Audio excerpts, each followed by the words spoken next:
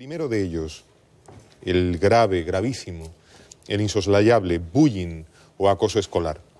Ya hemos dicho que no hace falta que un periódico lleve a portada a padres de un niño de 11 años que se ha suicidado y portan la supuesta carta manuscrita del menor para despedirse, por cierto, carta con impecables grafía y expresión y casi impecable ortografía. No hace falta eso para que no haya duda de la gravedad moral y humana de este mal que por lo demás hemos tratado con amplitud en este programa. También, por cierto, en el caso referido, según la información publicada, la policía descartó que se tratara de bullying y una jueza se dispone, se dice en esa información, a archivar la causa. Pero no tiene cuestión alguna, insistimos, que el bullying, el acoso escolar contra el que el Gobierno central en funciones ha anunciado medidas, no solo existe, sino que existe y es lamentable manera colectiva de hacer daño en la que, por desgracia, incurren algunos menores en sus centros docentes. A ver, la psicóloga Teresa Fernández Reyes es experta en acoso escolar del Colegio de Psicólogos de Andalucía. Señora Fernández Reyes, buenos días, bienvenida, gracias por estar en Canal Sur. Hola, buenos días, gracias a vosotros. Por favor, defínanos acoso escolar y díganos si ocurre y cuánto ocurre en los colegios de Andalucía. Vamos a ver, el acoso escolar como tal, entendido como tal, hacemos referencia a un maltrato, cuando hay un maltrato psicológico, físico o social. Pero digamos, el matiz que le da sobre todo una importancia a lo que es el acoso es sobre todo la reiteración de este maltrato, que hay que hacer una diferencia importante con lo que puede ser un conflicto entre alumnos. Puede haber un conflicto, el conflicto se puede resolver, pero cuando hay una reiteración, sobre todo en el tiempo y en el daño moral, físico... Y en el reparto de papeles, se supone. Y en el reparto de papeles, por supuesto. Aquí, cuando hablamos de acoso, hablamos de distintas figuras que intervienen en un tema de acoso.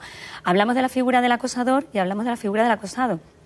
Pero nunca se nos puede olvidar también la figura del público, de todas las personas que están alrededor de esa situación que se está dando en ese momento.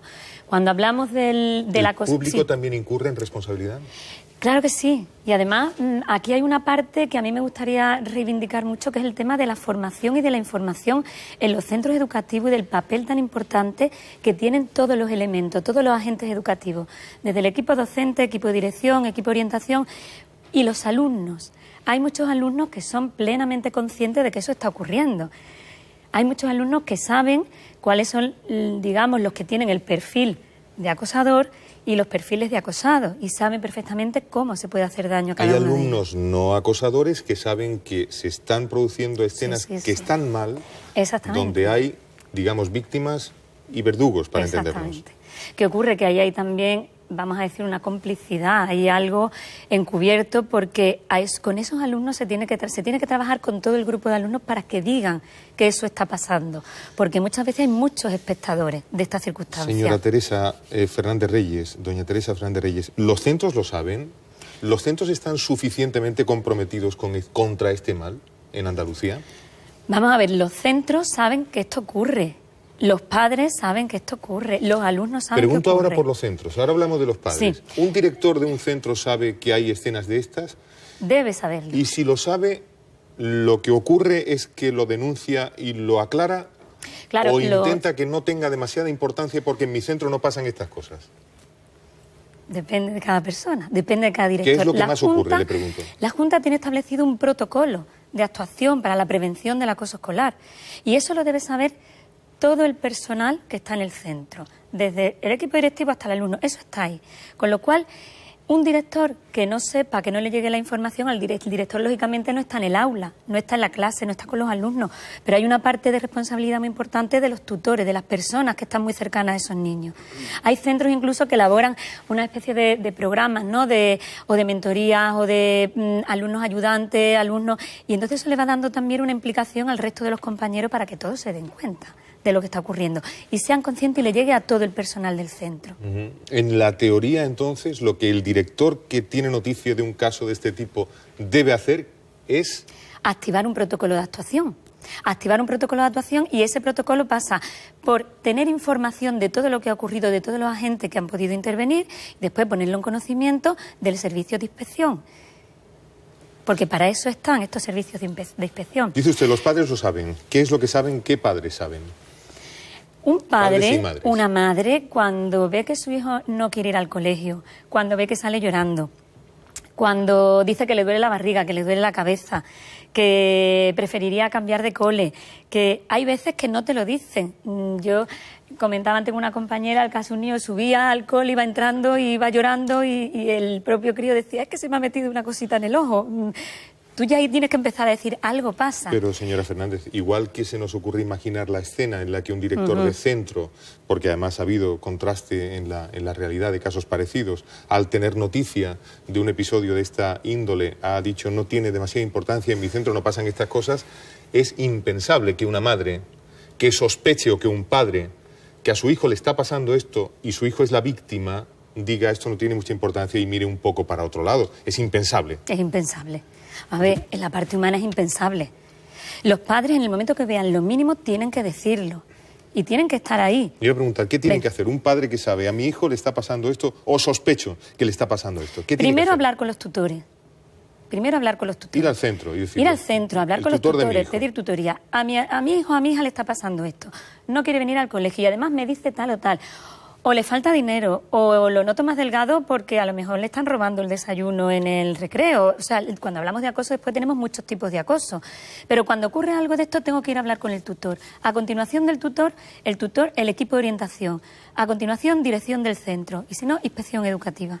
Pero tengo ahí una serie de pasos y después se supone que el colegio me debe responder. Ojo, que tenemos que diferenciar el acoso de un conflicto. De darle a los niños también herramientas para que solucionen conflictos. Pero hay mucha diferencia cuando un conflicto es puntual a cuando un acoso es reiterativo. Reiterativo en el tiempo y provoca un malestar. Me ocurre que para un grupo de acosadores es un fantástico argumento. Esto no es un acoso, es un conflicto. Claro. Es que tenemos un conflicto contra este chico. No, pero el tiempo.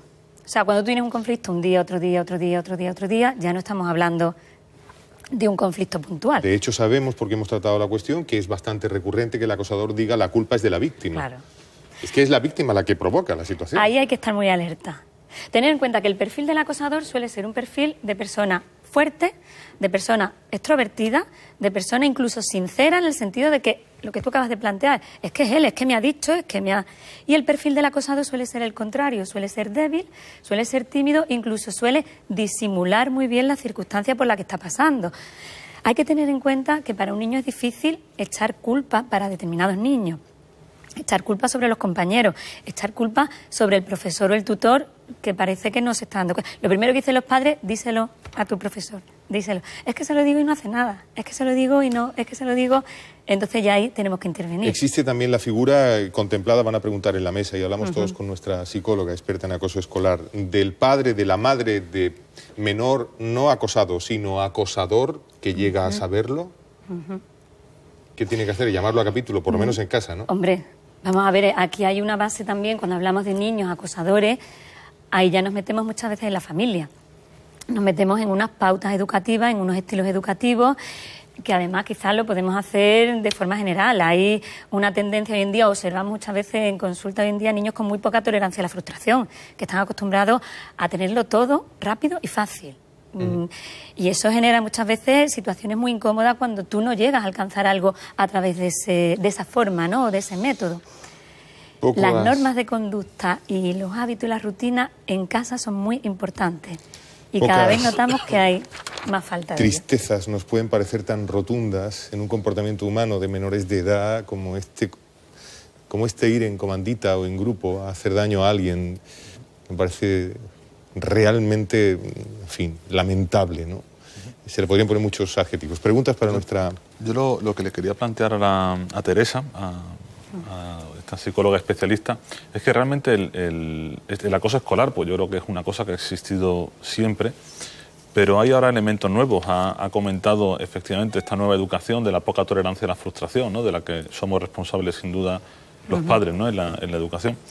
Pero también hay una vertiente que la vemos en casi todos los casos que trascienden a los medios de comunicación, y es que los móviles le han dado un poder al acosador espectacular, porque muchos casos desesperados de víctimas que acaban suicidándose o que acaban en depresiones profundas son por el acoso a través de imágenes del móvil, que es algo nuevo y algo a lo que nosotros no hemos vivido y que tenemos que intentar Sí. saber gestionarlo, ¿no?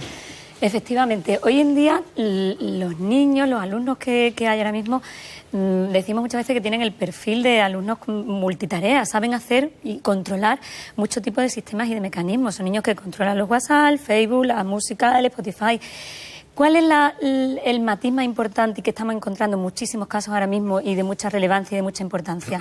El tema del ciberbullying, la diferencia fundamental que tiene con el acoso que existía antes, es que antes tú tenías el acoso a lo mejor en el centro educativo. Cuando tú salías del centro educativo ya no existía. El problema que tenemos hoy en día es que ese acoso sigue, es continuo durante todo el día, Se prolonga y parte de la extiende. noche, todo el día. Pensá un niño que sale del cole y ahora empiezan a amenazarlo por WhatsApp y está continuamente recibiendo una serie pues de humillaciones y además pueden ser verbales, pueden ser a través de fotos, el tema de los móviles en los colegios. Sabemos y vamos a ver y tenemos que intentar aprender a compaginar todo esto. Estamos también en un paradigma educativo del siglo XXI donde cada vez los críos van teniendo más medios, más recursos, las tablets, los iPads, todo lo que son las pizarras interactivas. Hay incluso colegios que no importa que el niño tenga el móvil porque se va a trabajar a través de una aplicación y tal. Pero eso hay que controlarlo y saberlo manejar muy bien. Hay un porcentaje, hay datos de porcentaje muy elevado de niños, de un 40 y tanto % que tienen ciberbullying, que reciben ciberbullying. Y hay también muchos niños que acceden a perfiles en Facebook, en la red que sea, con mucho menos edad de la que le corresponde. Con lo cual ahí hay una parte también de control por parte de los adultos, quien corresponda en cada caso, importante. Pero el matiz es que el acoso se hace continuo, a lo largo de todo el día. Antes hemos preguntado qué pueden hacer los padres. Los padres estamos especialmente inquietos ante una cuestión como la que tratamos, lo puede imaginar cualquier persona. ¿Hay una barrera que conviene en esta materia quizás subrayar? Le pregunto a Teresa, nuestra psicóloga Fernández Reyes, aquello que tal vez en lontananza de alguna imaginación pueda aparecer de tomarse la justicia por propia mano. Mucho cuidado. Padres y madres al centro a buscar a los tutores. Al centro.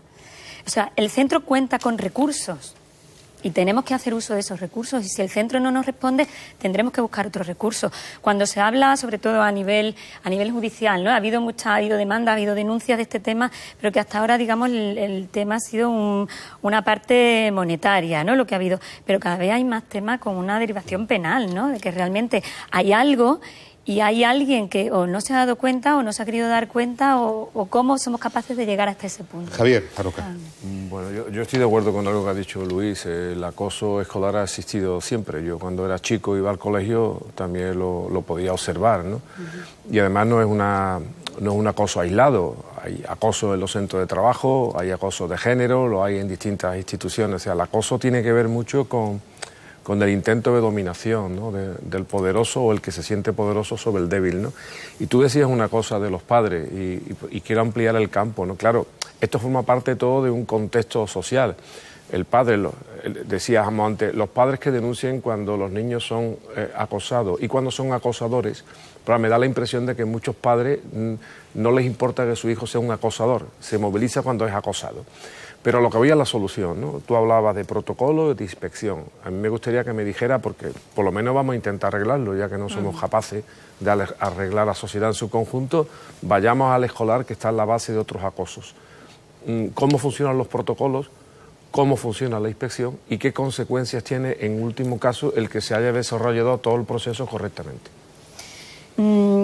El protocolo es muy fácil de activar. El protocolo, nosotros en consulta, veréis, nosotros trabajamos mucho, por ejemplo, con el perfil de alumnos de altas capacidades y muchos de ellos son sujetos muchas veces de este tipo de acoso, ¿no? De circunstancias. Y tenemos casos también, por la experiencia de los padres que nos comentan, he ido al colegio, he dicho que probablemente o que mi hija está pasando por este momento y rápidamente el equipo directivo abrimos protocolo, vamos a ver qué podemos... O sea, que en teoría funciona bien y yo creo que además... Desgraciadamente, el que surjan noticias como esta hace que todo el mundo esté más sensibilizado con el tema y se le preste más atención. ¿Qué ha fallado entonces en un caso como este? Puede que haya fallado. Yo os hablo también del protocolo que tenemos aquí, en Andalucía. No, pero ¿cómo funciona en Andalucía? Este funciona de esa forma, o sea, simplemente... ¿Pero bien o mal? Regular. Ah, eso es lo que yo quería saber. Regular. Vamos a ver, funciona bien en determinados casos, pero sí que es verdad que hay que insistir muchas veces en lo que decíamos antes, en diferenciar. Y quizás muchas veces se nos va mucho tiempo buscando si realmente es acoso o es un conflicto puntual.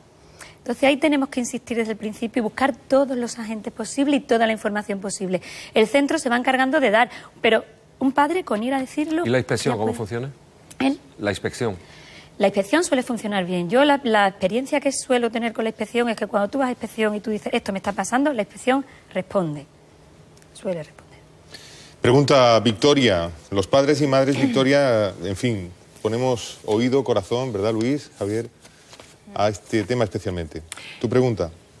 Yo, repasando el caso de Madrid, este terrible caso que hemos sabido por la prensa en Madrid, a mí me da la impresión de que lo que ha fallado, por el hecho de que la policía afirmara que no ha encontrado indicios, es de que no ha habido una conciencia total de que era un caso de acoso escolar. Yo tengo la sensación de que eso se ha minimizado. Por eso la policía no encuentra indicios, porque la policía no estaba allí y es con la comunidad educativa, con el resto de alumnos, entiendo, supongo, que es con quien ha hablado. Entonces yo le quería preguntar a la psicóloga dos cosas. Si cree que de verdad hay una conciencia real de que esto tiene implicaciones muy graves, de que el acoso no es una peleilla o que se lleven mal, sino que es una cuestión más grave. Porque a mí esto de el acoso ha existido siempre, me parece que no sé si de alguna manera se minimiza un poco, incluso los padres lo podemos minimizar. Por un lado, si es esa conciencia, y por otro, si cree que puede tener algo que ver la pérdida progresiva que han denunciado los propios profesores de autoridad en clase, con los alumnos y con los propios padres. Cuando llega el padre de un acosador y un tutor le dice, tu hijo está haciendo algo mal, y un padre no le hace caso, si cree que esa pérdida de autoridad también tiene algo que ver. Estoy de acuerdo en las dos cuestiones. Por un lado, cuando hablamos del centro educativo, es lo que decíamos, el centro tiene que ser consciente y en el momento que se investiga un poquito y tú vas preguntando, y tú sabes, los alumnos te responden porque los alumnos son los primeros que saben si a un compañero está siendo sujeto de acoso, está siendo sujeto de burla, lo sabe perfectamente. Pero el centro tiene que poner mucho de su parte. Antes existía el acoso, ahora existe, quizás somos todos más conscientes y más conscientes que tendríamos que ser, pero por toda la información que tenemos. Y os digo, como comentábamos antes, el perfil muchas veces de los críos también ha cambiado y también se debe intervenir en otros aspectos. Y te respondo así a la segunda pregunta. Yo creo que un aspecto fundamental, nosotros siempre hablamos de 3 factores donde se debe intervenir, ¿no?, en el tema del acoso escolar. Y uno es el colegio. Y como bien decías tú, el papel, el rol del maestro y del profesor es fundamental. Nunca se le debe perder el respeto. Cuando se le empieza perdiendo el respeto al profesor por parte de los padres, de los comentarios que muchas veces escuchan los propios niños en casa, de las cuestiones entre los compañeros, de grupos de WhatsApp, de padres, de madres, que hay que ver lo que se ha hecho, lo que no se ha hecho. El profesor, el maestro, tiene un papel relevante y tiene, digamos, la figura de respeto nunca lo puede perder. Otro punto fundamental es la familia. La familia debe trabajar mucho el ámbito emocional, el tema emocional con los niños.